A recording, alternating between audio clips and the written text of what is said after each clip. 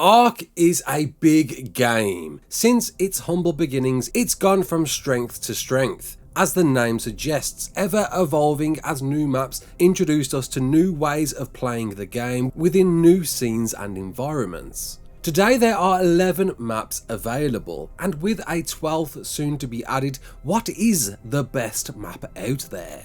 You're right kids, it's Raasclark, and welcome to a top 10 as voted by you. Don't forget to like, subscribe, share around, and let's get into it. So not completely in last place, left for our special mention, is Genesis Part 1, a very unique take on any map we've had before or after, split into 5 different regions that require teleporting to with the introduced companion HLNA, acknowledged by wildcard and redeemed further on in this list. The DLC introduced a variety of mechanics seemingly unloved owed to its position, such as the aforementioned teleporting, missions blocking a large portion of build locations, with tech suits and flyers disabled, despite being able to tame them. Through the introduction of missions with a subsequent reward and shop system certainly felt refreshing, along with a variety of new and variant welcomed creatures, and a take on low gravity living. The detached divide of area along with a lack of exploration and hand-holding to locations, not to mention the most difficult to reach and defeat Guardian boss, sees this drop to 10th place. A shadow of promise, it's agreeable to see Val in a low position, but perhaps owed to what it could have been. Through a wide number of changes from its mod iteration to official, something I'm sure the developers regret themselves, offers us a certainly unique flavour of map, but just lacking something. Offering us grand white cliffs, a hidden deep spawn of water, some fantastic cave base locations, and of course its divided sunken Aberration region, filled with a condensed version of the map known, but between it all there just feels a little emptiness around it. To pin it as base locations, or perhaps small variety of adventure inviting caves, feels a close shave to your thoughts, but lest we forget did introduce us to our first roaming mini-boss, and the community favoured travel mount and boss killer, the Deinonychus. The beginning of the end as it was once known. It's hard to believe this was originally ARK's last map, paving a new path instead owed to a surge of players upon its release. Extinction was certainly the first to drastically reshape gameplay, introducing us to an incredible ease of obtaining element and tech, a once rare discovery in prior maps, through horde-like events protecting either element veins or OSD drops. Arguably the most reshaping of gameplay and removal from survival, perhaps influencing the vote, was the introduction of mechs, redefining PvP especially, along with the new creatures introduced, and lest we forget titans, giant tameable monoliths, more squishy than expected mind, and faced throughout mini ARK regions and the sunken forest, surrounded by wasteland and the unloved citadel, to be defeated before facing the almighty powerful King Titan, ascending us to a new generation of ARK. In last place last year, it appears the brutal environment of Scorched Earth is in favour with a wider audience than once thought. Despite it being one of the more challenging maps to start on, a rethought on survival with devastating weather systems through water gasping heatwave and base ruining electrical storms, an abandonment of metal tier, and that sweet tasty H2O stored away in nowhere at times. Its take on the game format appears to be an almost welcomed one, naturally introducing us the originally 3 flavours of wyverns, rock elementals, spans of desert to hide away on, storing some of the best loot in the game, and 3 artifact caves leading to arguably the easiest element farming guardian in the game. It's a great choice for some, just sadly lacking that ascension ending it so badly deserves. Hitting the middle tier maps now, it seems fitting to see an all-rounder map such as Crystal Isles hit the spot, cramming as much variety as it possibly could in, moulding together many maps before it into mini biomes, with unique looming isles to boot. Despite its extraordinary size, range of base locations, creatures, farmable element and honey on the go, it still feels a little empty at times, perhaps owed to such a vast map, with an equally vast ocean offering very little at times, but certainly redeems with its new Wyvern variants, crystal iterations in either tropical, ember or blood, with the former being one of the easiest tames with simply crystal, originally introducing us to Wyvern breeding, and found pumping out by the Crystal Queen as the map's guardian. The first and original Ark we ever placed our naked Bob feet on. The island is an experience that just can't be matched for older players especially, reminding of a much more primitive time, full of every sense of adventure you could need throughout its variety of caves, leading us to unravel the woven tale it would evolve into.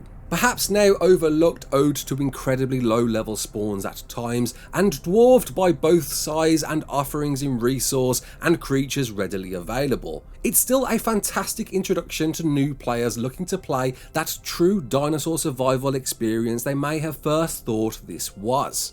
Looking back, it's actually hard pressed for large flat base locations, compared to other maps anyway, with many an experienced PvPer running to the artifact caves nowadays, but well thought out and positioned to travel across each biome, obtaining each artifact, facing the hardest iterations of the original 3 Guardians before venturing into the eye-opening tech cave to face the Overseer and witness your first ascension.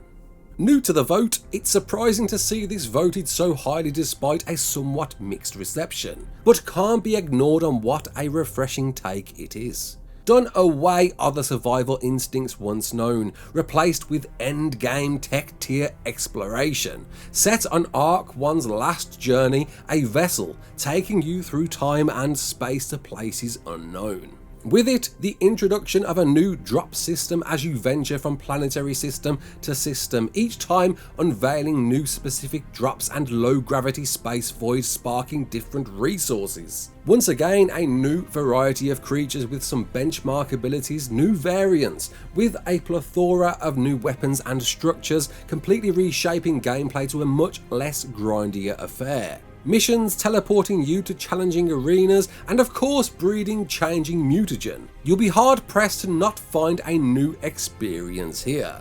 And yet, with all that ease comes a complete lack of exploration, a once thought footprint to Ark's success, as you travel around the game's largest map with no worry in the world, fueled by infinitely respawning tech armour. But its finale certainly rewards, braving the innards of Rockwell, fending against the alarm-ringing summoners to reach his heart, entering into a finale battle that couldn't have been executed better, nor its ending, leaving us ready for the fully fledged sequel.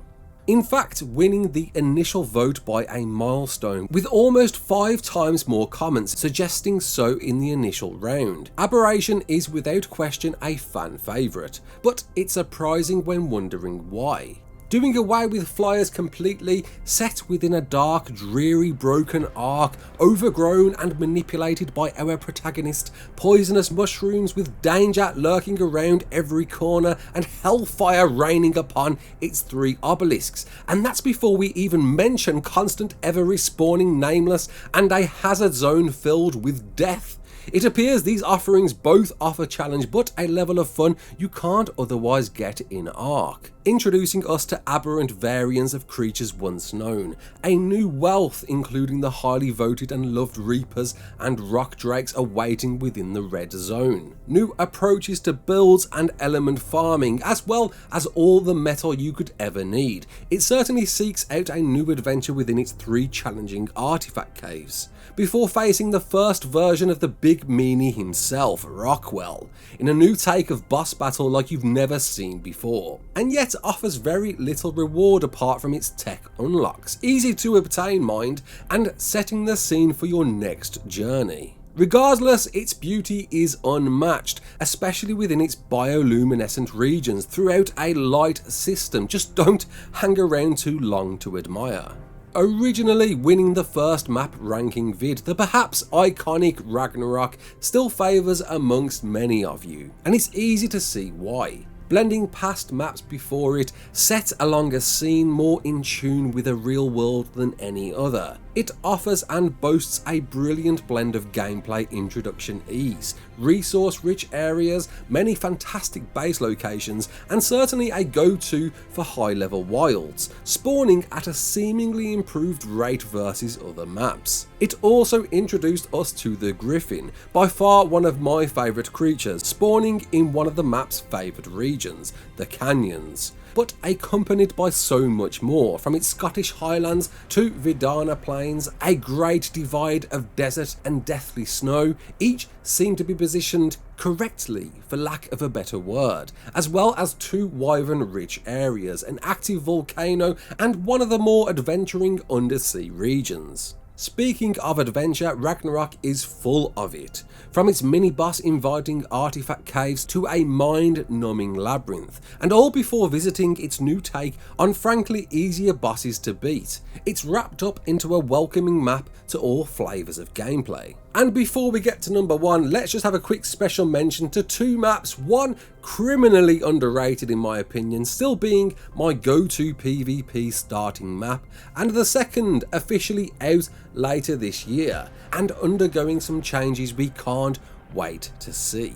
And here it is, the highest voted map, perhaps influenced by its recency, but an undeniable journey back through time. Lost Island forgets the ever-developing tech journey we've travelled through, and throws us in a blend of old and new, perhaps as close to the original map than any other, but updated to fuse regions introduced since, including hand-picked balanced creatures, as well as 3 brand new creatures opposing of armour and tech. There's no closer feeling to that primitive stone cold Bob survival once known, in one of the biggest maps to date, encompassing an ever feeling of being lost, deep in the jungle, fearing what lurks behind each collection of trees. Offering a wide variety of PvE and PvP locations alike, evenly distributed resources, a heavy selection of caves full of adventure, puzzle and challenge, and by far one of the most outrageous guardians to date. This is the refreshing survival feeling older players especially will have yearned for, leaving us to wonder what's next when the sequel finally arrives. And that completes the top 10 list. I hope you've enjoyed it. If you did, comment below, let me know. What more top 10s would you like to see in future? My name's Raasclark. Don't forget to like, share and subscribe. And as always, peace out.